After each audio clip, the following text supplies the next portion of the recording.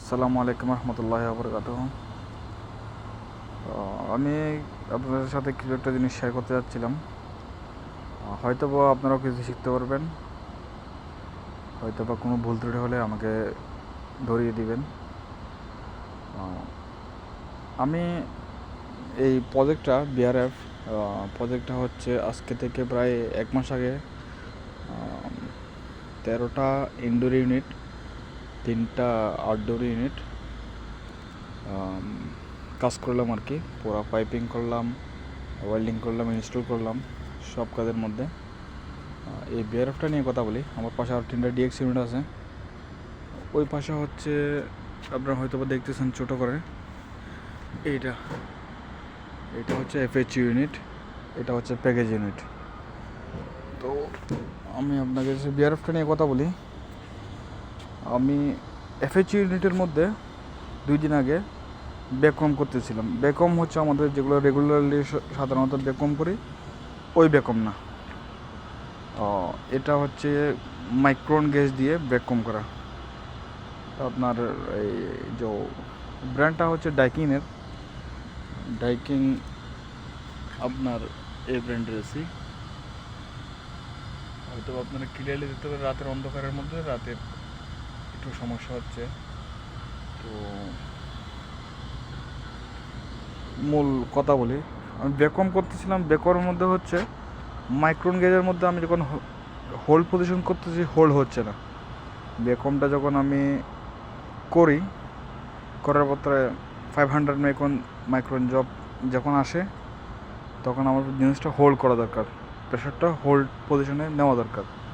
কিন্তু আমি এটা করতে পারতেছি না। হোল্ডটা না হওয়ার কারণটা আমি আপনাদেরকে বের করতেছি। আমি এই যে পাইপলাইনগুলো ফিক্স করছি না, এই যে কপারের পাইপলাইনগুলো, এগুলো সবগুলো ফিক্স করছিলাম আগে। আমি এরকম হোস পাইপ দিয়ে ফিক্স করেছিলাম, যে আমার হোস পাইপ আছে, এরকম হোস পাইপ দিয়ে ফিক্স করছিলাম। তো হোস পাইপের ক্ষেত্রে হয় কি, মাইক্রনের মধ্যে আপনার এই রাবারগুলি, ভিতরে রাবার থাকে, সাধারণ টেকনিশিয়ানরা সবাই জানেন, এর ভিতরে রাবারগুলি থাকে।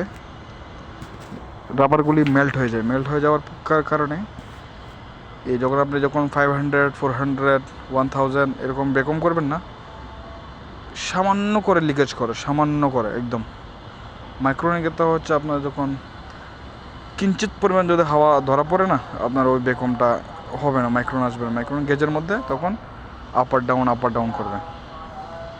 তো আমি ওইটা বলতে চাচ্ছি আপনাদেরকে, আমি যে সমস্যায় পড়ছি, আপনারা যখন মাইক্রন দিয়ে বেকম করবেন, মাইক্রোন মিটার দিয়ে যখন বেকম করবেন, এই ডিভাইসটা দিয়ে তখন আপনাদেরকে প্রপার যেটা লিক, যেগুলো আপনার নাটের গোড়া আছে, এই যে মিটারের এই সেকশনগুলো আছে, এগুলো ভালোভাবে চেক করে নেবেন। চেক করার ফলে ক্ষেত্রে আপনাকে মাইক্রন গেজ বরাবর আপনাকে সাপোর্ট দেবে। আমি 2 দিন ধরে আজকে অনেক কষ্ট করতেছি এই আপনার এফএইচও নিয়ে। আমি লাস্টে আমার মাথার মধ্যে কী আসলো আমি জানি না নিজে। আমি চিন্তা করলাম কপার টিউব দিয়ে আমি হোস পাইপের ইউজ করবো আর কি।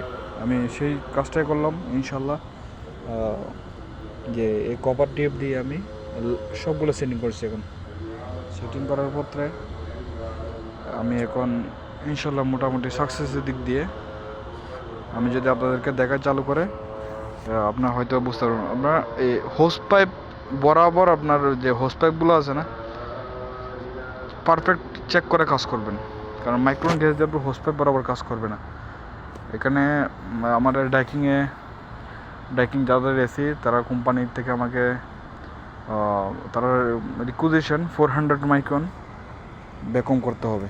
400 মাইক্রন, আপনার 400 মাইক্রন বেকম করলে, আপনার হোল্ড পজিশন করলে 1 আওয়ার, আপনার 700 মাইক্রন থেকে আপনার উপরে যাইলে মাইক্রন গেজ বরাবর ঠিক আছে, আপনার বেকম পারফেক্ট একদম। তো আপনারা হয়তো বেকম করার ক্ষেত্রে জিনিসগুলা বুঝতে পারবেন যে পারফেক্ট বেকম হচ্ছে কি না। হোস পাইপ সতর্কতা অবলম্বন করবেন। পুরানো হোস পাইপ দিয়ে মাইক্রন গেজ দিয়ে বেকম করবেন না। কারণ আমার কষ্ট করতে হবে আপনার থেকে, আপনারা হয়তো বা রেকটিফাই করতে পারবেন। সেজন্য আমি সবার উপকারিতার স্বার্থে আপনাদেরকে আমি এই ভিডিওটা শেয়ার করতে চাচ্ছি। ইনশাল্লাহ হয়তো বা কারো উপকারে আসতে পারে আমার এই ভিডিওটা। তো আমার জন্য দোয়া করবেন। আমি ইনশাল্লাহ হয়তো বা আরও নতুন ভিডিও নিয়ে আপনাদের কোনো এরকম বিপদের মধ্যে পড়লে আপনাদের সাথে শেয়ার করব। সবাই আমার জন্য দোয়া করবেন।